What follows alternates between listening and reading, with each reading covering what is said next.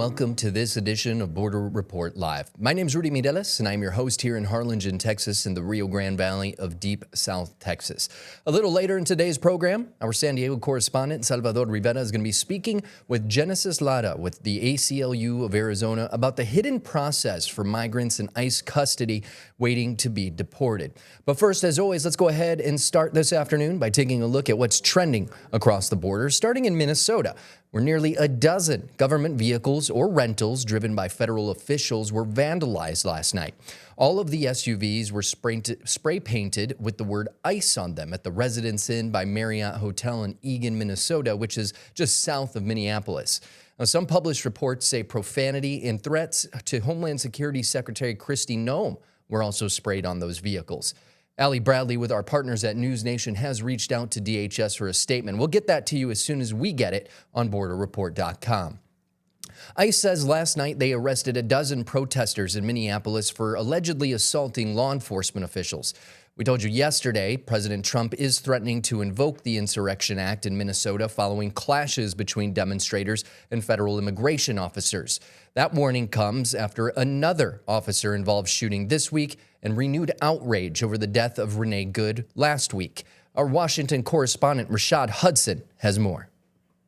Protests continue to grow in Minneapolis after a week of clashes between demonstrators and federal enforcement officers. And now, a new warning from President Donald Trump. The Insurrection Act is a tool at the president's disposal. As you know, it has been used sparingly, but it has been used. The law would allow the president to deploy active duty U.S. troops or federalize the National Guard to interfere with protests. Homeland Security Secretary Kristi Noem says the president has the power to act. He certainly has the constitutional authority to utilize that. The threat comes a day after an immigration officer shot and wounded a man in Minneapolis. Noem calls it self-defense. 3 individuals weaponized shovels and brooms and attack an ICE officer that had to defend himself. Democrats in Congress accuse the administration of escalating tensions. His operations rely on brutal tactics, avoiding de-escalation and due process against U.S. citizens.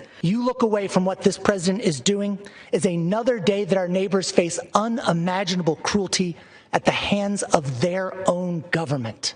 The White House says no final decision has been made on deploying troops, but DHS says the option is actively being reviewed as protests continue and security concerns grow. As for ICE leaving Minneapolis anytime soon, the White House says that is not happening. Reporting in Washington, Rashad Hudson.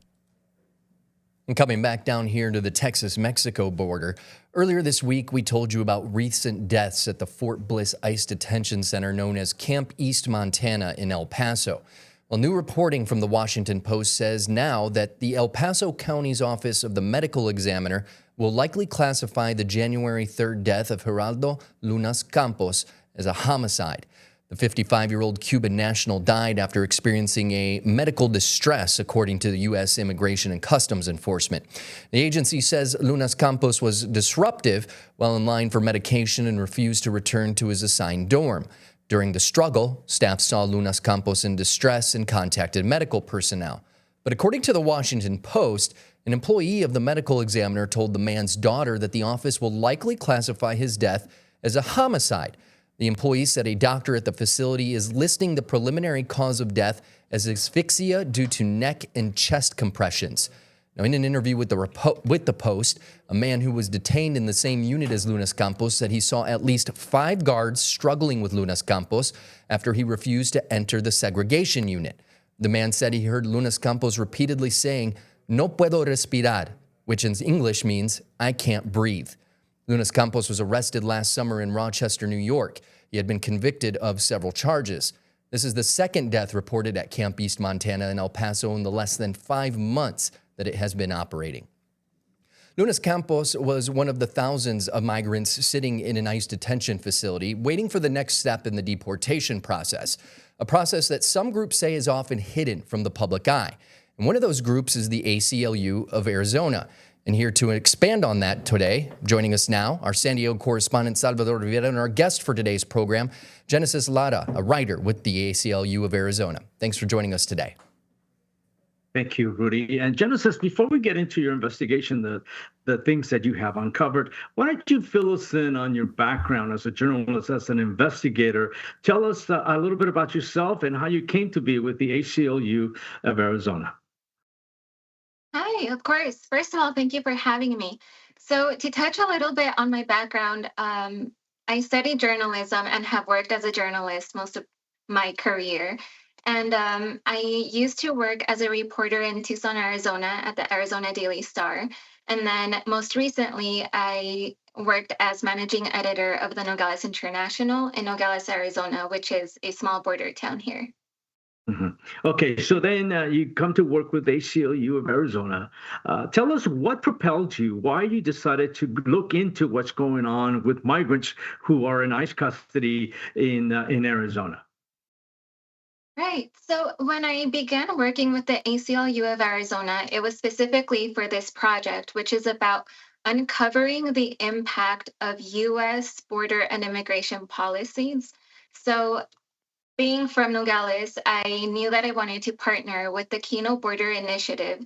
It's a humanitarian organization based in Nogales, Sonora, in Mexico, that provides humanitarian aid for migrants who are in that border city, who have most recently been deported through there. And when I connected with them, they informed me that they were visiting the government run shelter in that city about 5 times a week. And the point of these visits was to, one, inform them about the services that their organization provides, but two, also speak with these migrants and ask them about their experiences while they were in ICE custody so that they could better document any patterns of offenses or abuses that they might be seeing. And so when they informed me about that, they allowed me to tag along with them for these visits. hmm Tell us about the timeline, how long this investigation took place. This was about a 1 month long investigation. So I would accompany the Kino Border Initiative about once a week throughout the whole month of December. But even when I wasn't attending these visits with them, I was still in constant communication with them about the trends that they were seeing, any patterns that were changing or shifting during the time that I wasn't with them. And what did you find out initially? So pretty quickly after visiting this shelter, I realized that most people had been detained in other states and then transferred to Arizona, where they were then prepared for their deportation to Nogales, Sonora. And once you speak with these migrants, we started hearing a lot of the same patterns, that they were being constrained by their wrists and ankles when they were arrested, that they were denied food, water, and even bathroom access for hours at a time. Some also described being given food that was rotten. Others mentioned being overcrowded in small spaces with a lot of detainees there. And then in the most dire cases, they were also denied urgent medical care. Tell us how these people came to be in ICE custody. Were most of them caught in raids or as they showed up for appointments? How did they come to be in ICE custody and arrested or detained? It's really a combination of things, but I want to say that most of them were were pulled over by local law enforcement, whether that was sheriff's deputies in their area, police officers, who then, they told them that they had either mistaken them for, a suspect in another case. So they felt like they were being racially profiled, is what they told me. And then others were pulled over for simple things such as a broken tail light. And then once they were pulled over, the officers would ask to see their IDs or their driver's license. And many of them would turn over their Mexican passports, for example, or some of them, even if they turned in their state license, driver's license, the officer would still inquire more about, their immigration status in the US. And then that's when they would then refer them to ICE. In other cases, it seemed like ICE was already doing some sort of investigation or possibly even racially profiling people as well. And then it would also happen on the street while they were driving to work most of the time. Hmm. You mentioned medical neglect at this facilities. Here in San Diego, we've heard of people who had diabetes and they were denied insulin. Can you think of any examples of what was going on to people who were being held by ICE? Yes, so there was this one case. This isn't a woman that I interviewed myself, but this was a woman that the Keno Border Initiative interviewed and then informed me about her case. And this woman, she had an eye condition that required her to use contact lenses and take medication. And during detention, she was in detention for about a year, and during that time, she was ignored whenever she asked for her medication or for new contact lenses.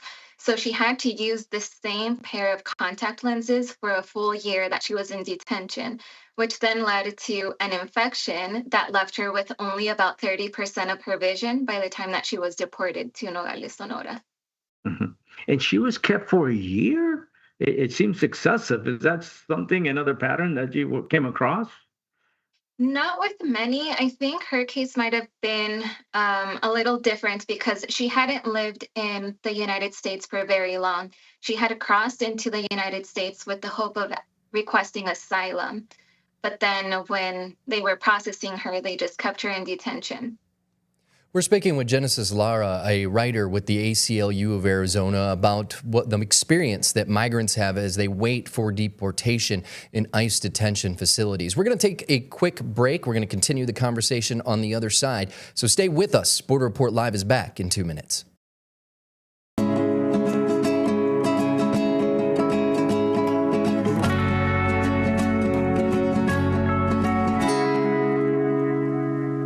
And welcome back to Border Report Live. Time now to get back to our conversation with Genesis Lara, a writer for the ACLU of Arizona, about the process that migrants experience while waiting for deportation.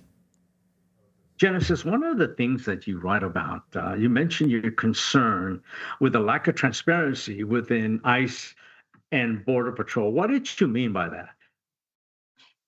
I think our executive director, Victoria Lopez of the ACLU of Arizona, put it pretty precisely is that, the fact that these agencies operate with such a lack of transparency shows us what happens and how these agencies operate when they know that oversight is limited. And so I think experiences like these that all of these people shared with me, it kind of proves that authorities are many times not respecting the civil rights of many immigrants in our country. And the thing is that, as Victoria Lopez put it, the US Constitution protects all people in the United States, regardless of immigration status. But, again, these stories show that those rights aren't being respected. Mhm. Were you shocked by what you found out about what people were telling you?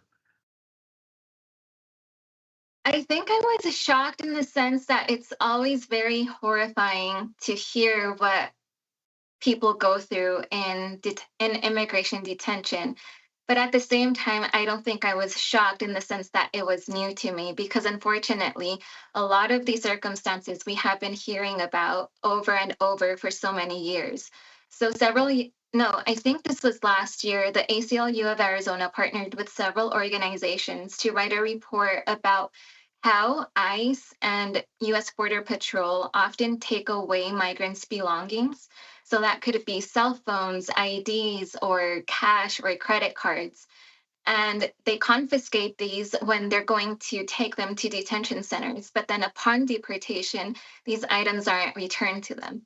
And at that point, shortly after that report was published, the Department of Homeland Security issued an order instructing officers to stop that practice, that if they were going to confiscate these belongings, they had to return these items upon deportation. But we have seen through recent interviews with people who have been recently deported, that practice is still happening. Mm. Talk about the deportation process, the transfer from a facility into Mexico, for example. What did you find out from that end? So right there, most people shared with me that they had been detained in other states aside from Arizona. So that I spoke with people from Washington, from California, Idaho. Many of them had already been living in the United States for years. And when they were detained, most of the time, they were held in detention centers within their state for a few days, or most often, with the people that I spoke with, up to a week. And then on the final 2 days of their detention, they would be transferred to Arizona, first by plane and then by bus, um, where they would then just hold them while they were preparing them for deportation. And then all the people that I spoke with were then deported through Nogales, Sonora. Mhm.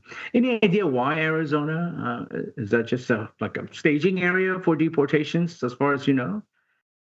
I'm not sure. And, it's not something that I was really able to gauge with a lot of the migrants that I spoke with because many of them were so disoriented after being held in detention for so long that they didn't even know where they had been held. They just knew they were in Arizona, but not even like what detention facility they were held at specifically. Mhm. Was there a common thread? Were they all asylum seekers who perhaps were rejected by the courts or never really got a chance at the legal process? What did you find out about the people, the commonalities that bound these people together?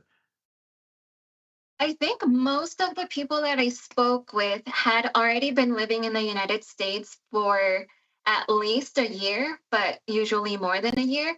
But I still want to say that there was a good mix. Some people had just recently tried to enter the United States through the desert for the first time. Others had been deported previously, but they after spending, a big portion of their lives in the United States and were trying to reunite with their families.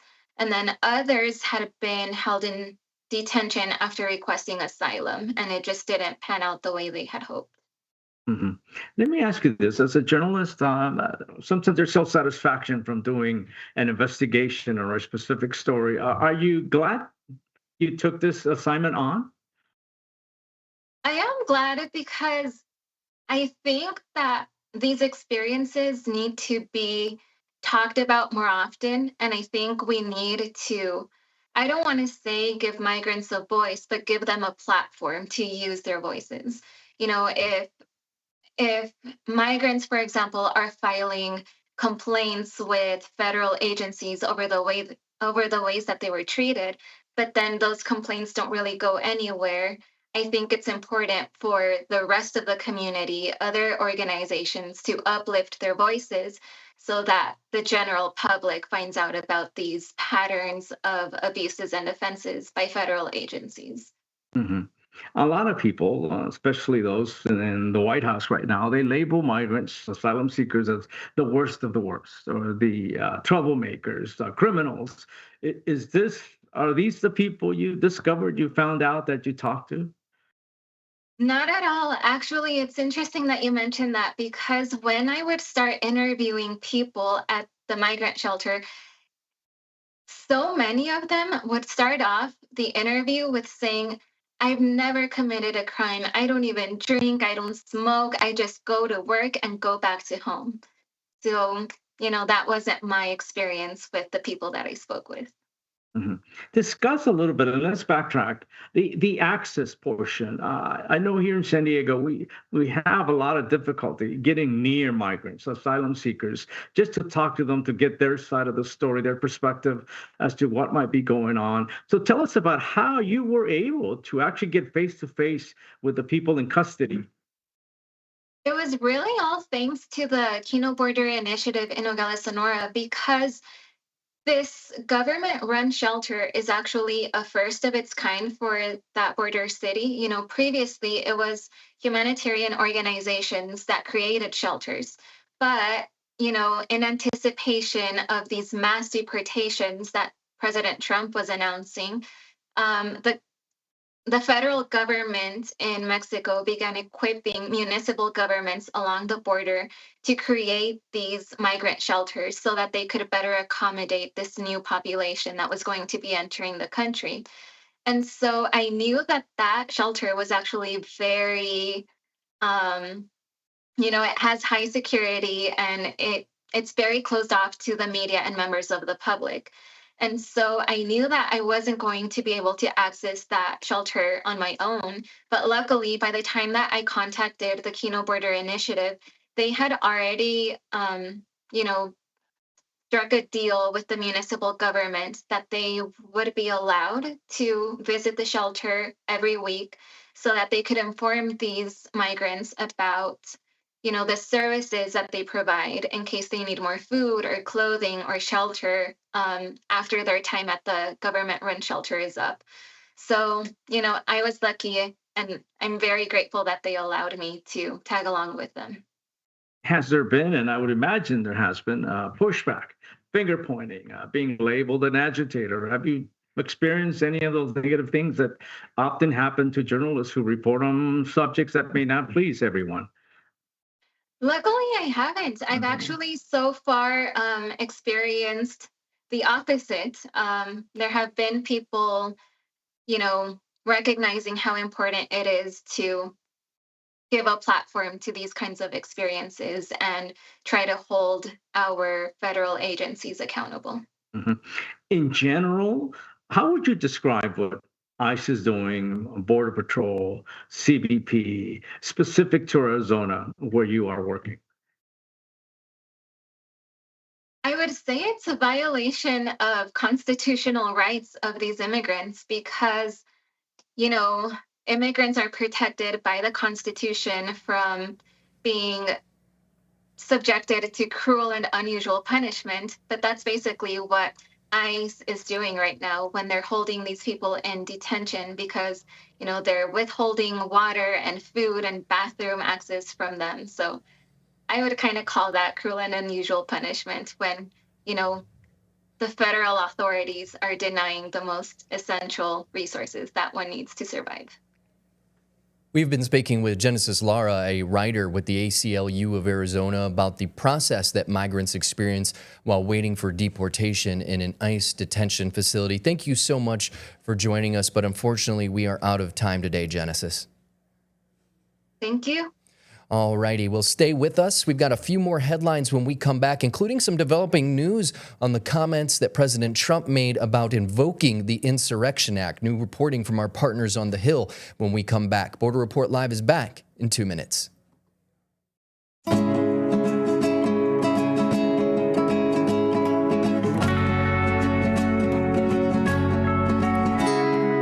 And welcome back to this edition of Border Report Live. My name is Rudy Mideles here in Harlingen, Texas, in the Rio Grande Valley of deep South Texas. Now to that developing news on the president's threats to invoke the Insurrection Act. So shortly before he took off for Mar-a-Lago, which is where we just saw him speaking a moment ago, he told reporters at the White House today that there is no reason for him to invoke the Insurrection Act. Again, just one day after he threatened to use the law in the wake of demonstrations in Minneapolis. He said, quote, "I don't think there's any reason right now to use it, but if I needed it, I'd use it." Now, keep in mind, Trump threatened to use the 1807 law on Thursday following that shooting that involved a federal officer. So we're going to stay on top of this, and we'll keep you updated both here on Border Report Live as well as always on borderreport.com. One last headline to tell you about this afternoon, and that is dozens of clergy and faith leaders gathered outside the Minneapolis headquarters of Target on Thursday to demand the superstore take action against ICE after federal agents reportedly detained 2 Target employees who are U.S. citizens at a store in Richfield, Minnesota, just south of Minneapolis. Border Patrol agents stopped at a Target store last week and arrested 2 U.S. citizens, Democratic State Representative Michael Howard told reporters.